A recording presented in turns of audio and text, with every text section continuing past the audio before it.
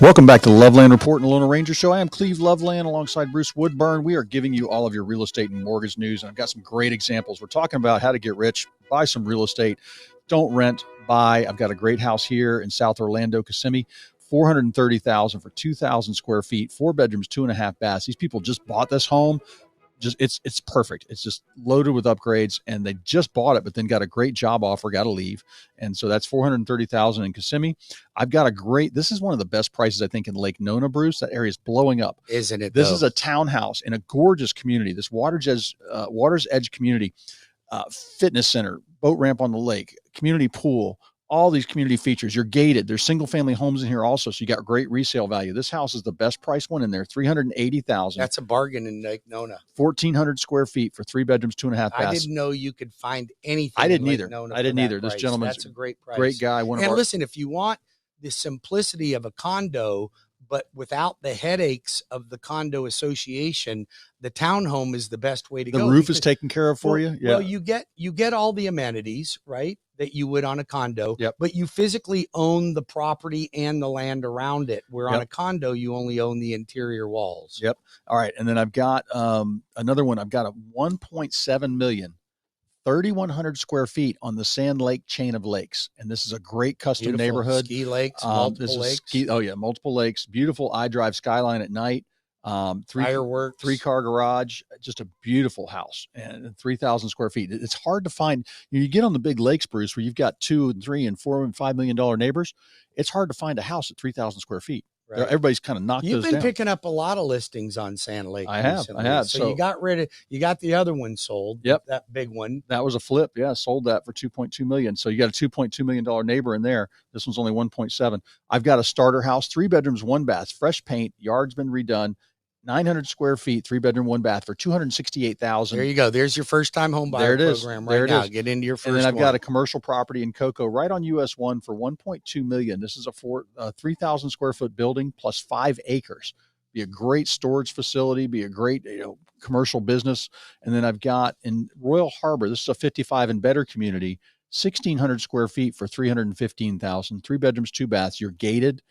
Great clubhouse there. Beautiful. All right. And then I've got lakefront, skiable lakefront for $489,000, 1,500 square feet, 3 bedrooms, 2 baths on an acre. And that way the house is perched, Bruce, you're looking Where is that? Your lakefront. This is in Haines City, Dundee.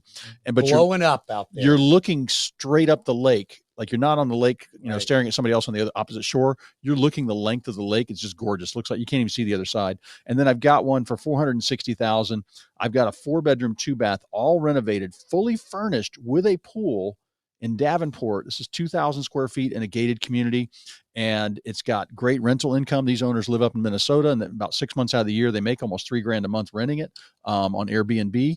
And so call me if you want to take a look at any of these listings, 407-352-8118. Call me for your real estate plan. All right. I want to talk a little bit about the dilemma that people are having with condos. So if you're out there looking at condos right now, because it meets your lifestyle, right? I mean, a condominium lifestyle is good for people that travel. They don't want any yard work. You don't have to have that. So we understand what the attraction is.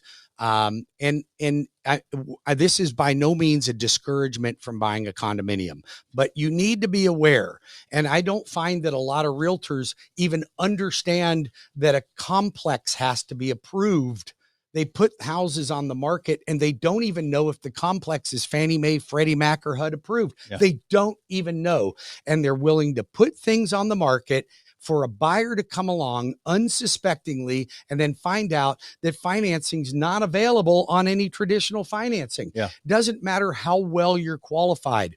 So on a condominium, you have to have it Fannie Mae approved to get a conventional loan. Yep. You have to have it FHA approved to get an FHA loan, and you have to have it VA approved to get a VA loan. That means the condominium complex has to meet all the requirements, meaning they have to have enough cash reserves. They have to have the adequate amount of insurance for the master policy. They have to have a balanced budget. There are certain requirements that it has to meet in order to be Fannie Mae approved. Well, what's happening is some of these units, the people that the associations have taken their eye off the ball and their approvals have expired. And now they're no longer on the list, and the associations don't even know it.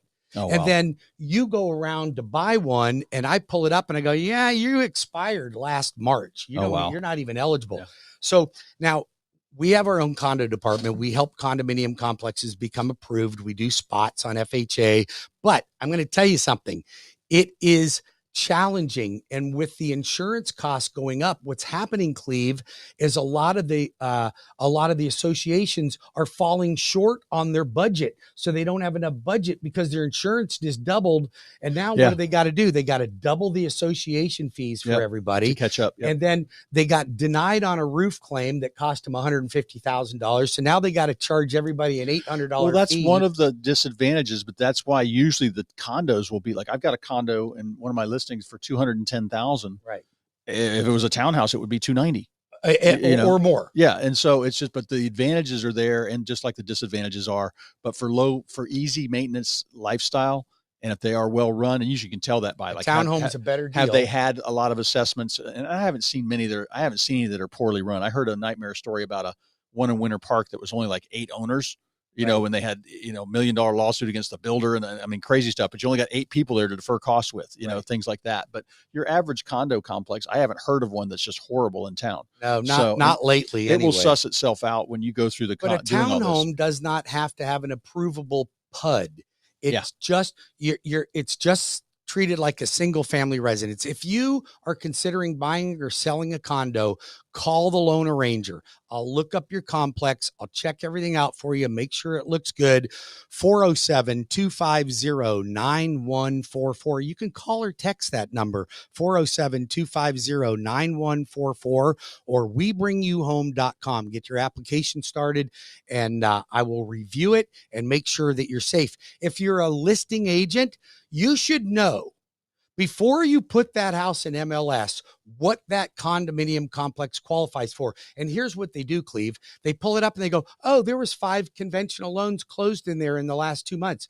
But what it doesn't tell you, even an alternative finance will show up as a conventional loan, but it's not a conventional loan. Yep. So if somebody did a DSCR. Well, the good thing about if you get the VA or the FHA or conventional approval, it's the down payment. The down payment. Well, not only that, it improves your value. So if you belong to a condo association and you don't know if you're Fannie, Freddie, and HUD approved, you get Fannie, Freddie, and HUD approved. It will raise your value because you can attract more buyers. Yep. All right, Bruce, I got a couple emails here. Just before you give those emails out, let me give you Cleve's phone number.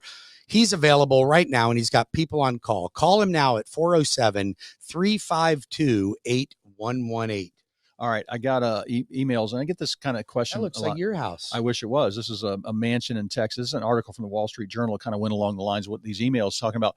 Been on the market for a while. They know they started a little high, and they want to know how much they should cut their home, like how much on price. Now, this is where your listing agent comes into play, and it depends on how many people were looking at it. Did you have 10 people through last week or 1? And then what was the feedback? Did you have any offers, even if they were low? What was it? And usually what I do is like a percentage, like 1 or 2% to just market position. Now, if I had a bunch of people and no offers, then maybe you just do 1 or 2%. Right. But if you're an $8 million home, cutting it $50,000, probably not going to do it. So, but what happens though, what most people, for the average house out there, when you adjust the market position a little bit, just change the price a little bit, everybody's phone goes off. The public's, they're shopping all the websites. The realtors that saw it, they automatically get a message from the lockbox. All those things happen, but you'll find your value. But one thing I see, Bruce, it's almost like a law of physics. And this is what's funny. Market absorption. If you ask your realtor if they know what that is, if they kind of look at the realtor if they know what market absorption is. But if you watch what's selling around you, most homes, if they don't get an offer in the first 2 to 3 weeks, they don't get an offer if they stay at the same position, the same market position. Right. Now, maybe there was some bad feedback, or there was a billy goat in the front yard eating grass, get that cleaned up. But usually that's what you're paying your realtor for. Time is money. Have you seen that? I've seen it all. Yeah. I've pulled up in front of some and like it looked like a junkyard out front, and you're like, okay, I think I can help you. I think we got to do some staging here.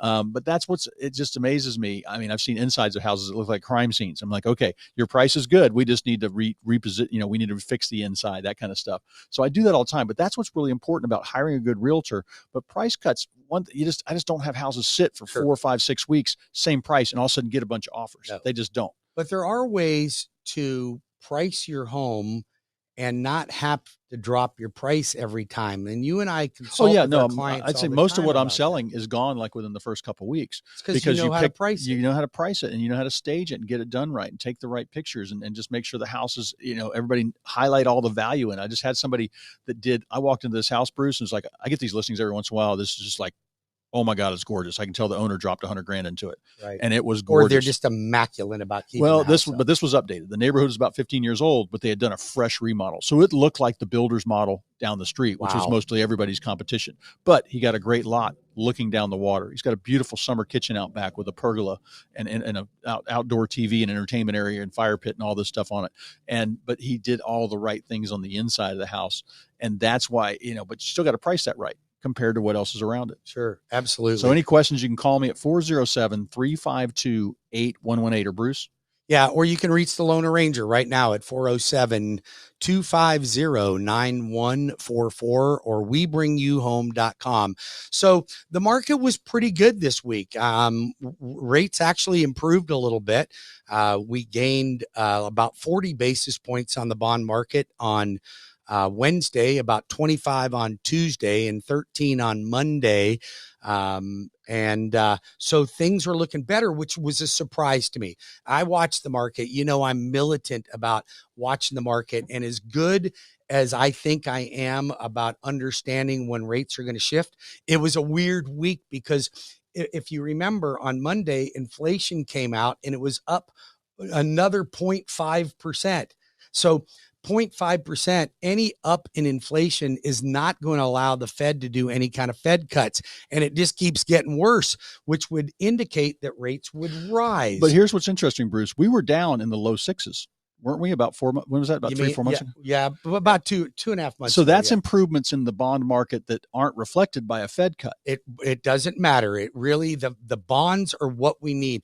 And so you have to remember bonds and equities work different. So equities are stocks. Mm-hmm. So when money moves out of institutional money like stocks, they go to bonds because bonds are a safe haven for money. You can park your money, you can make interest, you don't lose money. And so I'm looking at the FedWatch tool. You can look this up, fedwatchtool.com, and it shows me like a 97% rates aren't going to get cut. Yeah. The next meeting is 30. They might as well just make it 100%. The next meeting's 28 days away. So, but what's funny is here I'm seeing the meeting dates, 31st. This is 12th of June, 31st of July, 18th of September. They want to do one before the election. They're going to they want to. 31st of July, 18th of September. And Biden has not got that. He does all the wrong stuff. He doesn't even talk about it. Let's shut down natural gas plants. Let's not replenish the reserve, the petroleum reserve for the country. Oh my God. That's a whole nother show. I wish I keep telling WDBO they need to pay me to do a political show. Yeah. I need to fire my agent. Like I said. We could do one, but they need to pay us big time. So, because we have so much fun doing our regular job. So listen, since interest rates have settled a little bit, it's a good time to give me a call. Let's get you pre-approved. There's no telling whether they're going to pop right back up again. I mean, you got to think about this, that late last year, we already were hitting the 8s. We were into 8.25 for a while, and then it dropped back down into the 7s. Then it dropped into the low 6s, and then shot right back up into the 7s. So that could happen at any time. And if you keep in mind, and I mentioned this in the first segment, 1971, interest rates were 7.33%, same as they are right now, approximately. But if you waited 22 years for rates to drop, and houses went up 4 times, quadrupled in price. Yeah. Don't get caught. And rates also peaked about 18% in there somewhere. They peaked. So you'd have been happy as a clam at 7.3. I guess that's funny. Old Jimmy Carter. So don't wait around. It's just not the thing to do. Phone number, Call Bruce. Cleve at 407-352-8118. He'll get you into the right house. Call me, the Loan Arranger, 35 years in the mortgage business, right here in your backyard, 407-250-9144 or webringyouhome.com. Don't forget to register for our Leapfrog class for any buyer that wants to become an investor or first-time home buyer or move-up buyer. We're going to give you all the tools, no sales pitch, $15 per head, $25 per couple. Wednesday, June 26, 6:30 to 8. Go to webringyouhome.com. We'll be back in 5 minutes with more of the Loveland Report and the Lona Ranger Show. Don't go anywhere.